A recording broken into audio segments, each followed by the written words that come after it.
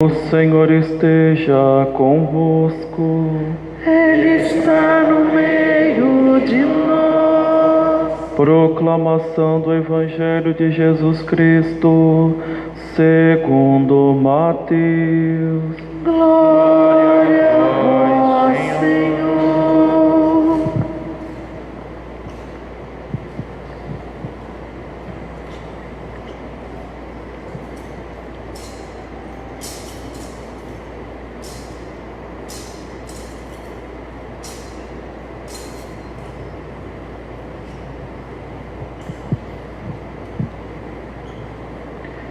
Naquele tempo, Jesus foi à região de Cesareia de Filipe e ali perguntou aos seus discípulos: Quem dizem os homens ser o Filho do Homem? Eles responderam: Alguns dizem que é João Batista, outros que é Elias, outros ainda que é Jeremias ou algum dos profetas. Então Jesus lhe perguntou: E vós, quem dizeis que eu sou? Simão Pedro respondeu: Tu és o Messias, o Filho do Deus vivo. Respondendo, Jesus lhe disse: Feliz és tu, Simão, filho de Jonas, porque não foi um ser humano que te revelou isso, mas o meu Pai que está no céu. Por isso eu te digo que tu és Pedro, e sobre esta pedra construirei a minha igreja, e o poder do inferno nunca poderá vencê-la. Eu te darei as chaves do reino dos céus. Tudo que tu ligares na terra será ligado nos céus. Tudo que tu desligares na terra será desligado nos céus. Jesus então ordenou aos discípulos que não dissessem a ninguém que ele era o Messias. Palavra da salvação. Glória a vós, Senhor. Louvado seja nosso Senhor Jesus Cristo. E seja louvado. Ave Maria, Cheia de graça, o Senhor é convosco. Bendita sois vós entre as mulheres. Bendito é o fruto do vosso ventre, Jesus. Santa Maria, Mãe de Deus, rogai por nós, pecadores, agora e na hora de nossa morte. Amém. Nossa Senhora, Rainha da Igreja, Rogai por nós. caríssimos irmãos e irmãs, nós estamos no mês de agosto, e o mês de agosto é o mês por excelência em que nós consideramos o mês vocacional. Não que nós não rezamos, não meditamos a vocação no decorrer de todos os meses, mas é que o mês de agosto é um mês especial, porque a cada domingo nós temos um motivo. Então, no primeiro domingo, nós rezávamos pelas vocações sacerdotais, seja os diáconos, transitório que estão a caminho do sacerdócio, seja bispo, seja o papa, vocações sacerdotais, essa entrega. Levando em consideração que no dia 4 de agosto foi dia de São João Maria Vianney, padroeiro dos sacerdotes. No segundo domingo, nós rezávamos pelas vocações familiares, as vocações matrimonial. Aqui no Brasil, de uma forma especial, nós temos a Semana Nacional da Família, onde a pastoral familiar a nível nacional, reza, medita um pouco sobre as nossas famílias, a família como vai, já dizia um canto do padre Joãozinho.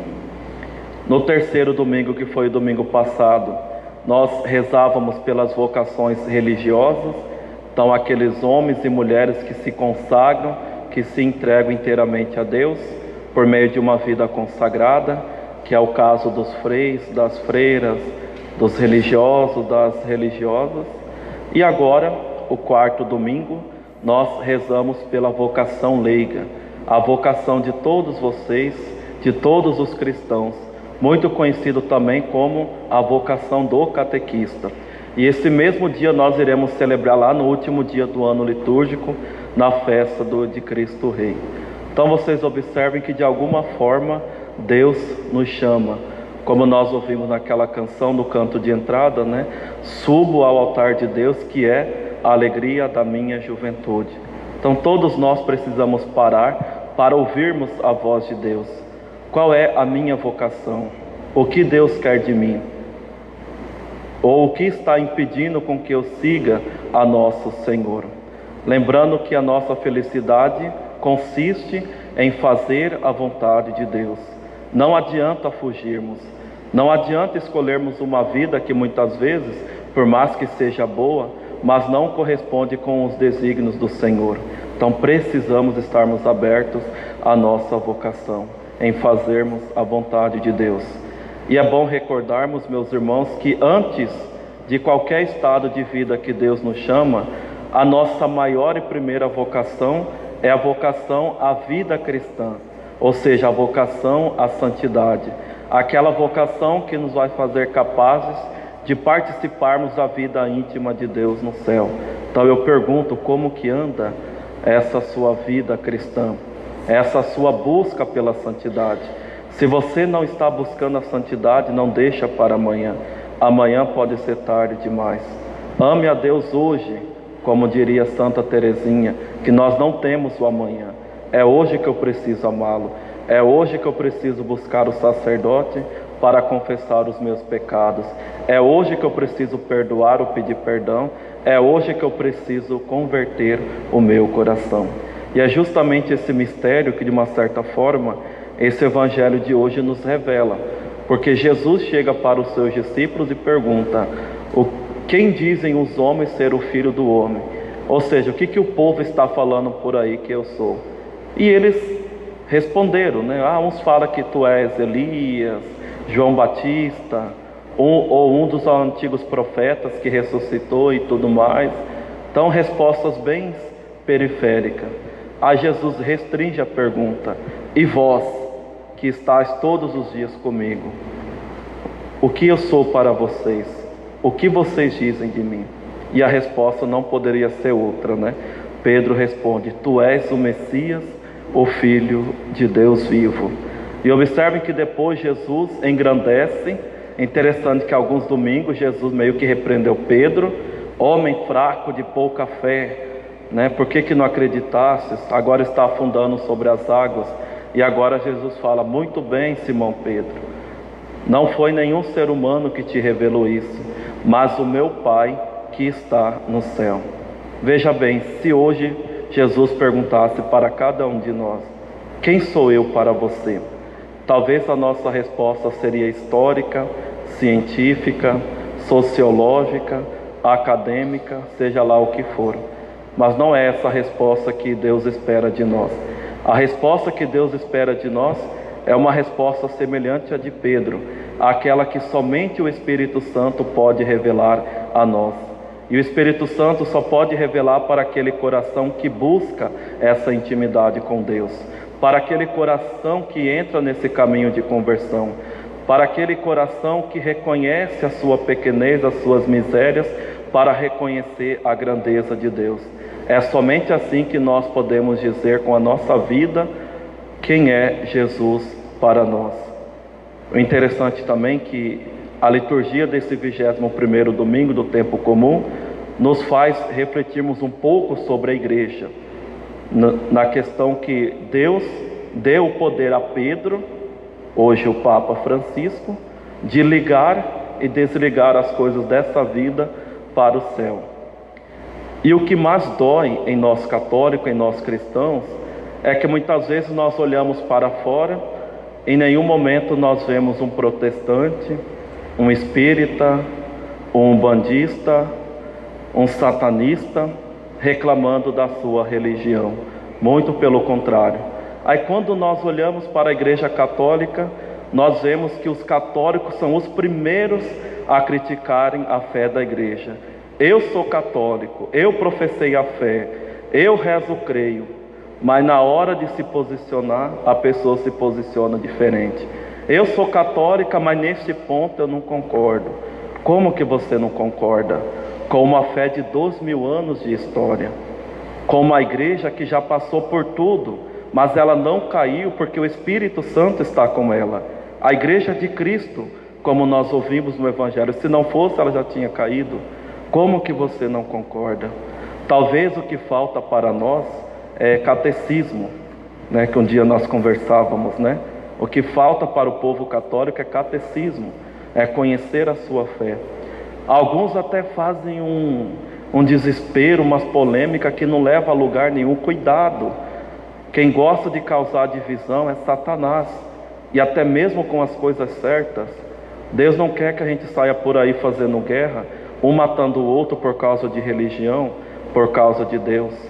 Se nós queremos transformar o mundo, se nós queremos transformar o outro, meus irmãos, nós precisamos termos esse coração em Deus. Nós precisamos amar. É somente assim que nós seremos verdadeiros cristãos, assim como Pedro. Olha Pedro, um homem tão rude, tão disponível. Não, Senhor, para onde o Senhor for eu vou. Ah, verdade, para onde eu for eu vou. Antes que o galo cante 3 vezes você me negará. Então, além daquelas fraquezas de Pedro de perder a fé, quando chegou a hora de nosso Senhor se entregar, 3 vezes para a empregada ele negou nosso Senhor: eu não o conheço. No entanto, foi para ele que Jesus entregou a chave da igreja. Então, se isso aconteceu com Pedro, também pode acontecer conosco. Só basta nós estarmos abertos o nosso coração à ação do Espírito Santo de Deus e buscar amar a Jesus cada vez mais, porque somente esse amor é que pode transformar a nossa vida.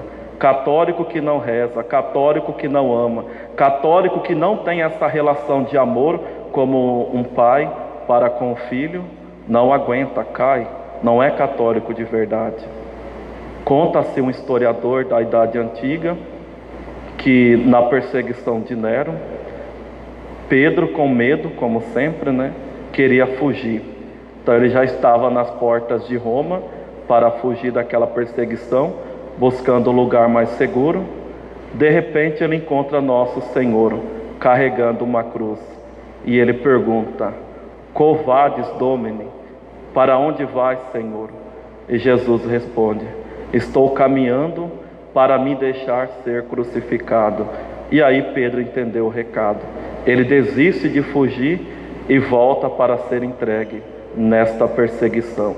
E assim ele morre derramando seu sangue, mas pedindo apenas uma única condição: que ele não, que morreu crucificado, né? Mas que ele morresse crucificado de cabeça para baixo, porque ele não se achava digno de morrer como o seu Senhor. Então aqui está a vitória daquele que ama, daquele que, apesar das suas fraquezas, das suas quedas, da sua falta de fé, conseguiu permanecer fiel a Jesus até o fim. Então assim nós também precisamos ser fiéis a Deus até o fim da nossa vida. Que o Espírito Santo de Deus venha sobre nós nessa Santa Missa e nos revele quem de fato é Jesus para nós.